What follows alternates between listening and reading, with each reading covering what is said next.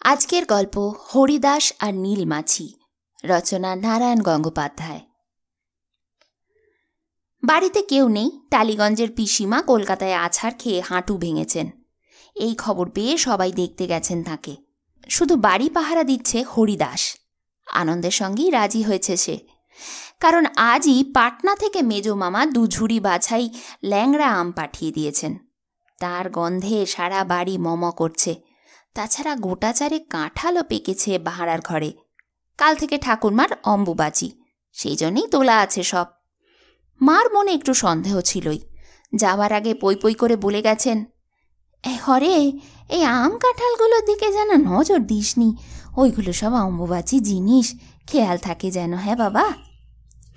হরিদাস একটা ঢেঁকুর তুলে বলেছে, তুমি আমাকে যে কি ভাবো মা, এই তো এক্ষুনি চিংড়ির কালিয়া আর মুড়ি ঘন্ট দিয়ে গান্ডে পিণ্ডে খেলাম, এর ওপরে আবার আম কাঁঠাল খাবো কি? হ্যাঁ, কি যে বলো তা ঠিক নেই।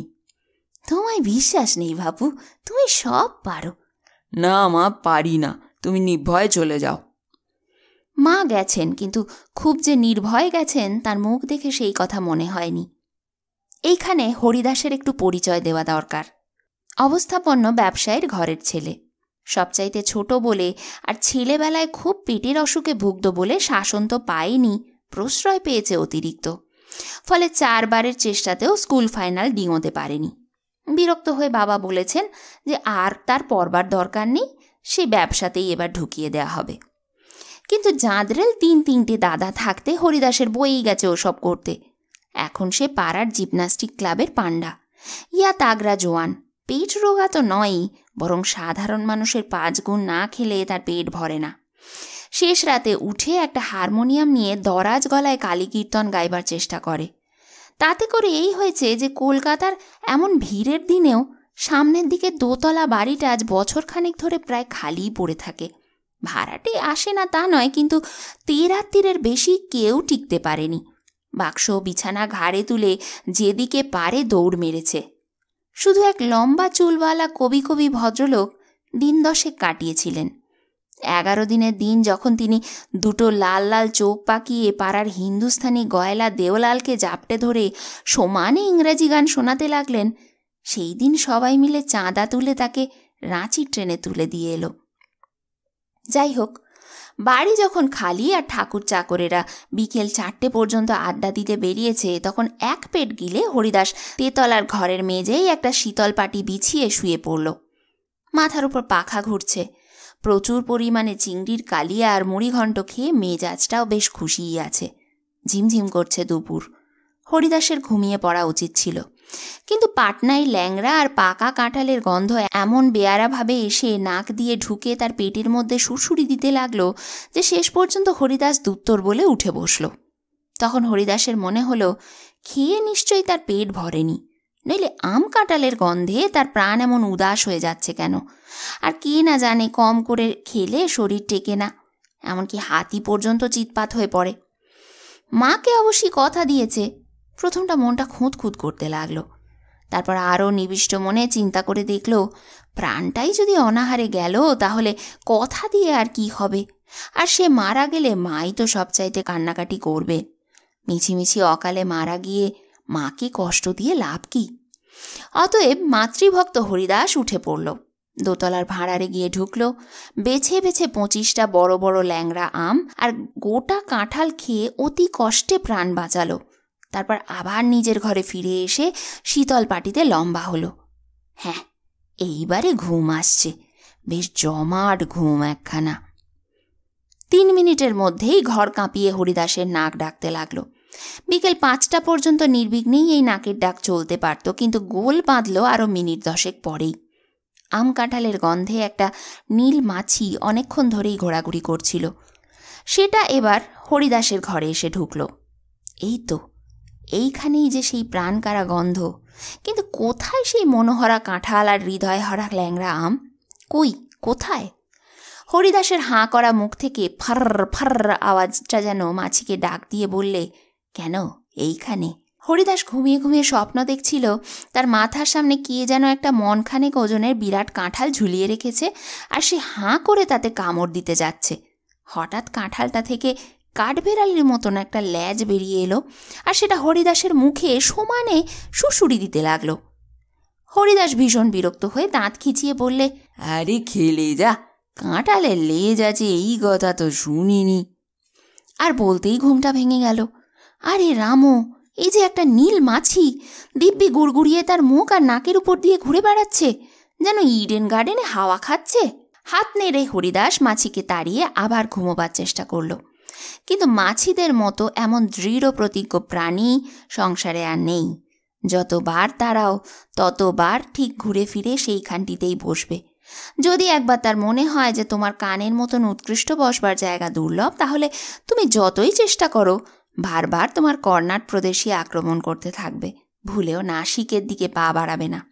তার উপর আবার নীল মাছি, যেমন তার বোঁ করে আওয়াজ তেমনই তার শুয়োরের মতন গোঁ। লম্বমান হরিদাসের নাক মুখ থেকে সমানে আম কাঁঠালের যে আকুল করা গন্ধ আসছে, সেখান থেকে তাকে নড়ায় কার সাধ্যি।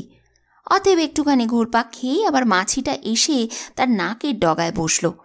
একটুখানি কাঁঠালের রস শুকিয়েছিল সেখানে, কুটুস করে ছোট্ট একটা কামড় বসিয়ে দিলে। জ্বালালে।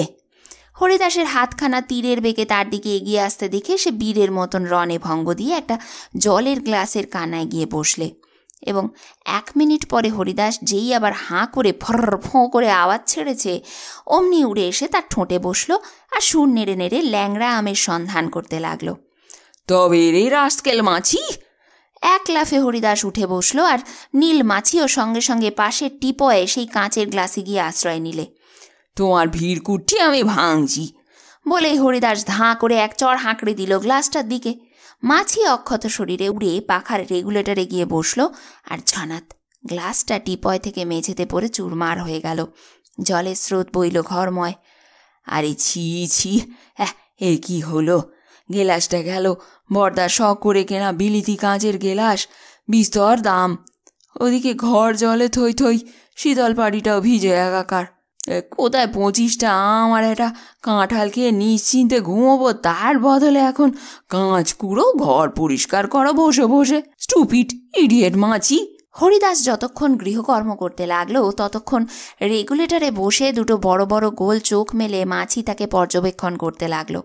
বেশ ভালোই লাগছিল তার। বেশ করে হাত পা চেটে নিয়ে আবার নতুনভাবে আক্রমণের মতলব বাঁটতে লাগলো। ঘর সাফ করে হরিদাস এবার খাটে এসে শুয়ে পড়ল। অতগুলো আম আর একটা গোটা কাঁঠাল, পেটটা যেন ফুলে ফুলে উঠতে চাইছে। তার ভেতর আবার এই পণ্ডশ্রম। ওহ! হরিদাস একটা হাই তুলল, আবার চোখ বুঝল। তারপর তৎক্ষণাৎ আবার বোঁ এবং সেই জেট বিমানের মতো নীল মাছিটা এসে অবতীর্ণ হলো তার গালে। তবে রে! হরিদাস এবার ধাঁ করে একটা পেল্লায় চাঁটি হাঁকড়ালো। হাতের ফাঁক দিয়ে নীলমাছি নিশ্চিন্তে বেরিয়ে গেল এবং চরটা এসে বাজের মতন নামলো তার নিজেরই গালে। জিমনাস্টিক করা হাতের চর, চোয়ালের দুটো দাঁত নড়েই গেল বলে বোধ হয়। আর পাক্কা 3 মিনিট ধরে মাথাটা ঝিমঝিম করতে লাগলো হরিদাসের। উঠে বসে হরিদাস মাছিটাকে লক্ষ্য করতে লাগলো। ওই তো ঘরের আলোটার নীল রঙের শেডটার উপর বেশ জাঁকিয়ে বসেছে। দাঁড়া, দেখাচ্ছি। দেয়ালের পাশ থেকে খস্তা তুলে নিয়ে ধপাস করে এক ঘা। বাপরে, একটুর জন্য বেঁচে গেছি! মাতৃভাষায় চেঁচিয়ে ওঠে মাছিটা। বোঁ করে একেবারে ছাদ বরাবর পৌঁছে গেল আর শেডটা 2 টুকরো হয়ে খসে পড়ল নিচে। একটা মেঝেতে পড়ল ঝনাত করে আর একটা হরিদাসের মাথায় পড়ল ঠনাত করে। ভাগ্যিস এক মাথা ঝাঁকড়া চুল ছিল, নইলে কেটে রক্তগঙ্গায় বয়ে যেত। হরিদাস লাফাতে লাগলো। আচ্ছা ধরিবাজ তো এই মাছিটা! ওর জন্য কাঁচের গেলাসটা গেল, আলোর শেড ভাঙলো, নিজের গালে একটা নিদারুণ চড় পড়ল, আর অল্পের জন্য রক্তারক্তির হাত থেকে রেহাই পেল মাথাটা। দাঁতে দাঁত ঘষে হরিদাস বলল, দাঁড়াও, একবার যদি ধরতে পারি। ধরা দেওয়ার জন্যই যেন মাছিটা সাঁ করে নেমে এলো হরিদাসের কানের পাশ দিয়ে আর বাঁই করে বেরিয়ে গেল। তক্ষুনি আই আই করে হরিদাস তাকে ধরবার জন্য শূন্যে লাফিয়ে উঠল এবং মেঝেয় নামল। কিন্তু মেঝেতে ঠিক সোজা হয়ে নামল না। গ্লাসের জলে চকচকে মেঝেটা খানিকটা পিছল হয়েই ছিল, সুতরাং পা হরকে একেবারে চিৎপটাং। পায়ের লাথি গিয়ে লাগলো ঘরের কোণের আলনায়, সেটা এসে পড়ল হরিদাসের ঘাড়ে। সেই সঙ্গে পড়ল মনখানেক শাড়ি, জামা, বর্ষাতি, ছাতা, লাঠি। সব মিলে হরিদাসের মনে হলো গোটা বাড়িটাই তার পিঠের ওপর নেমে এসেছে। প্রায় মিনিট 5 ধস্তাধস্তি করে জামা কাপড়, লাঠি, ছাতা তলার থেকে বেরিয়ে এলো হরিদাস।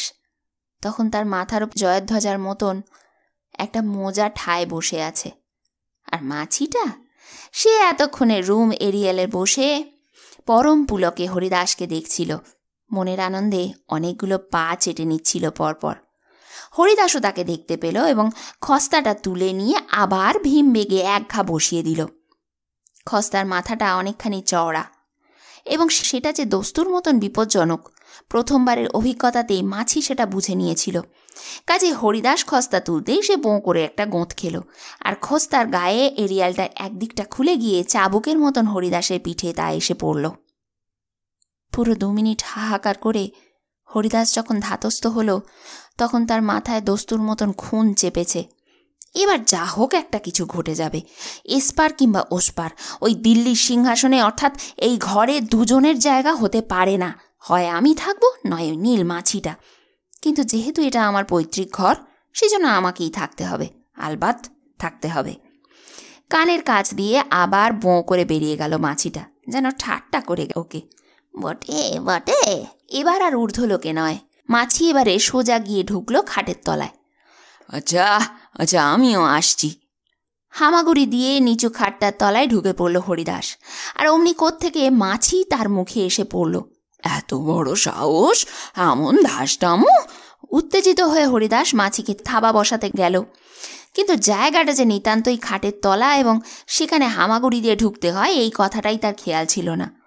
মাছি শোঁ করে চম্পট দিল, আর হরিদাসের মাথাটা দড়াম করে ঠুকে গেল খাটের সঙ্গে, যেন 1.5 মণ একটা হাতুড়ি দিয়ে কে তার মাথায় বসিয়ে দিল। ওরে বাপ রে! চোখে রাশি রাশি সর্ষে ফুল দেখতে দেখতে হরিদাস খাটের তলায় ভিড়মি গেল। যখন বেরিয়ে এলো, তখন মুখে ঝুল, চুল ভর্তি জাজিমের ধুলো, আর তালুর ওপর ঠিক একটা বেলের মতন ফুলে উঠেছে। রণক্ষেত্রে আহত সৈনিকের মতো উল্টে পড়া আলনার জামা কাপড়ের গাদার উপর সে বিমর্ষ হয়ে বসে রইল। মাছিটাকে আর দেখা যাচ্ছে না, বোধহয় পালিয়েছে। হতচ্ছাড়া, নচ্ছার, উল্লুক! বো! আবার সেই কামান গর্জন। শত্রুপক্ষ হরিদাসের ঠিক মাথার উপর দিয়ে উড়ে গেল এবং ঠাকুরদার মস্ত ছবিখানার উপর আশ্রয় নিয়ে এক মনে পরিস্থিতিটা লক্ষ্য করতে লাগলো। ওরে পামর!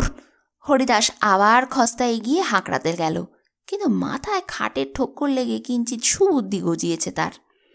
মাছিটা যেরকম শয়তান, তাতে খস্তা চালিয়ে তাকে বধ করা যাবে কিনা ঘোর সন্দেহ, এবং ঘা লেগে ওই পেল্লায় ছবিখানা এসে মেজেই পড়বে তাও নিঃসন্দেহে। অতএব তখন মনে হলো মাছি মারার সবচেয়ে সোজা এবং নির্ভুল উপায় হচ্ছে স্প্রে, আর বাইরের বারান্দাতেই তো স্প্রে পড়ে আছে। কি আশ্চর্য, এতক্ষণ তার খেয়ালই হয়নি। এক লাফে হরিদাস বারান্দায় বেরিয়ে এলো, কিন্তু হায়, স্প্রেটা যে শুকনো, পাশে মার্কেটের টিনটা সেটাও ঠনঠন করছে। উত্তর তেল কিনে আনতে হবে এক্ষুনি। এর মধ্যে মাছিটা যদি পালিয়ে বাঁচে সে ওর 7 পুরুষের ভাগ্যি, কিন্তু মাছির রকম সকম দেখে মনে হলো অধিকার করা দুর্গ থেকে পৃষ্ঠ প্রদর্শনের কোনো বাসনা তার আপাতত নেই। দাঁড়া দুরাত্মা, আমি আসছি। বাড়ি থেকে বেরিয়েই ডাক্তার গড়গড়ির ফার্মাসিউটিক্যাল স্টোর। এখানে ফ্লিট, মার্কিট, সেলটক্স অর্থাৎ মশা মাছি বোধের সব রকম অগ্নিবাণ কিনতে পাওয়া যায়। হরিদাস দোকানে ঢুকে পড়ল। গ্রীষ্মের দুপুর, ঝাঁঝা করছে। রাস্তায় একটাও লোক নেই, শুধু একটা হাইড্রান্টের মুখ দিয়ে যেখানে ঘোলা জল উঠেছে একটা সাদা কালো নেড়ি কুকুর পেট পেতে শুয়ে আছে তার ভিতরে। গড়গড়ির দোকানও ফাঁকা, আর গড়গড়ির কম্পাউন্ডার যোগু কাউন্টারের উপর একটা তেল চিটচিটে বালিশ মাথায় দিয়ে ঘুমোচ্ছে। যোগুকে দেখলেই হরিদাসের মেজাজ খিঁচড়ে যায়। যোগুও তাদের জিমন্যাস্টিকের ক্লাবের মেম্বার এবং হরিদাসের চাইতেও জোয়ান। 2-1 বার দুজনে কুস্তি লড়েছে, আর 2বারই যোগু হরিদাসকে পটকে ফেলে দিয়েছে। কিন্তু আসল কারণ সেখানে নয়। হরিদাস মোহনবাগানের ভক্ত, যোগু ইস্ট বেঙ্গলের। এই নিয়ে দুজনে যে কতবার হাতাহাতি জো হয়েছে তার ঠিকানা নেই। হরিদাস কড়া গলায় ডাকল, এই জগা, একটা মার্কেট দে শিগগিরি। যোগু বোধহয় তখন ইস্ট বেঙ্গল আইএফএ সিল্ড পেয়েছে এরকম একটা মনোরম স্বপ্ন দেখছিল। সে জাগলো না। এই জগা হতচ্ছাড়া! যোগু সাড়া দিল না। জগা, শুনছিস? হরিদাস যোগুকে ধরে নাড়া দিলে উত্তরে কি যেন বিড়বিড় করে বকতে বকতে যোগু পাশ ফিরল। আর তো পারা যায় না, এই তো দেখা যাচ্ছে কুম্ভকর্ণের চাইতেও সরেশ। ঝুঁটি ধরে হ্যাঁচকা মারলে হয়তো জগা জাগতে পারে, কিন্তু জগার গায়ে জোর বেশি আর কিল চটটাও তার ভালোই চলে। কাজেই ঝঞ্ঝাট বাড়িয়ে লাভ নেই। সামনেই তো সারি সারি মার্কেটের টিন রয়েছে, একটা আপাতত নিয়ে যাওয়া যাক, বিকেলে এসে ডাক্তার গড়গড়িকে দামটা দিয়ে দিলেই চলবে। হরিদাস একটা টিন ধরে টান মারল, তক্ষুনি কয়েকটা শিশি বোতল ছটকে পড়ল মেঝেই। বিরাট আওয়াজ হলো, তড়াক করে লাফিয়ে উঠল যোগু। তারপরেই চোর চোর বলে একটা আকাশ ফাটানো হাঁক ছিঁড়ে সোজা এসে পড়ল হরিদাসের ঘাড়ে। হরিদাস বলতে লাগলো, আরে জগা, আমি। তুমি তুমি ওরে সোরা, আইস তোরে কিলাইয়া কাঁঠাল পাকাইমু, আমি যোগু বস, আমারে তুই চিনস নাই? আর সে কি কিলের বৃষ্টি! জগা সমানে বলতে লাগলো, তরে আমি খাইছি, তরে আমি খাইছি। একটা পুলিশের গাড়ি তখন রাউন্ড দিতে বেরিয়েছিল, সেটা দোকানের সামনে এসে থামলো সেই সময়। তারপর তারপর তারপর থানা থেকে টেলিফোন পেয়ে টালিগঞ্জ থেকে বর্দা ছুটে এসেছেন, হাজত থেকে খালাস করে কানে ধরে হরিদাসকে বাড়ি নিয়ে এসেছেন। মা কাঁদতে কাঁদতে এসেছেন, সবাই এসেছে, এমনকি পিসিমা পর্যন্ত ভাঙা পা নিয়ে আসতে চাইছিলেন। অনেক কষ্টে ঠেকানো হয়েছে তাকে। পরের ব্যাপারটা না বলাই ভালো, কিন্তু আরও একটু বাকি আছে যে। বিকেলের ছায়া নেমেছে ঘরে, হরিদাস উদাস হয়ে বসে রয়েছে। ঠাকুরদার ছবির ফ্রেমে আলেকজান্ডারের মতন সেই নীল মাছিটা বসে রাতের জন্য আশ্রয় নিয়েছে মনে হয়। থাকুক বসে, ওর ওপরে হরিদাসের আর রাগ নেই। অনেক দুঃখে এসে বুঝেছে ক্ষমাই পরম ধর্ম, এবং জীবে প্রেম করার মতন মহৎ কাজ আর কিছুই হতে পারে না। হরিদাসের মন ভাবুক ভাবুক হয়ে গেল। হারমোনিয়ামটা টেনে নিয়ে সে গান ধরল, সেই বিখ্যাত কালী কীর্তন। হ্যাঁ, হাঁ করে একটি মাত্র টান এবং টপাত। গানের প্রথম ধাক্কাতেই দিগ্বিজয়ী মাছি ফ্রেম ছেড়ে শূন্যে উঠল। তারপরে বোঁ করে পড়ল হরিদাসের হারমোনিয়ামের উপর। পড়েই মরল না মরেই পড়ল, মাছিটার কাছ থেকে পাকাপাকি কিছু জানা গেল না। ব্রহ্মাস্ত্র আর কাকে বলে! বন্ধুরা, আজ তোমাদের পড়ে শোনালাম হরিদাস আর নীলমাছি, রচনা নারায়ণ গঙ্গোপাধ্যায়। যদি এই গল্পটা তোমাদের ভালো লেগে থাকে একটা লাইক করে দিও, বন্ধুদের সঙ্গে শেয়ার করো। এই চ্যানেলে প্রথমবার যারা আসছো, চ্যানেলটাকে সাবস্ক্রাইব করে রেখো। সবাই ভালো থেকো, আনন্দে থেকো। গল্প দিদি এইরকমই কোনো গল্প নিয়ে ফিরে আসবে খুব তাড়াতাড়ি।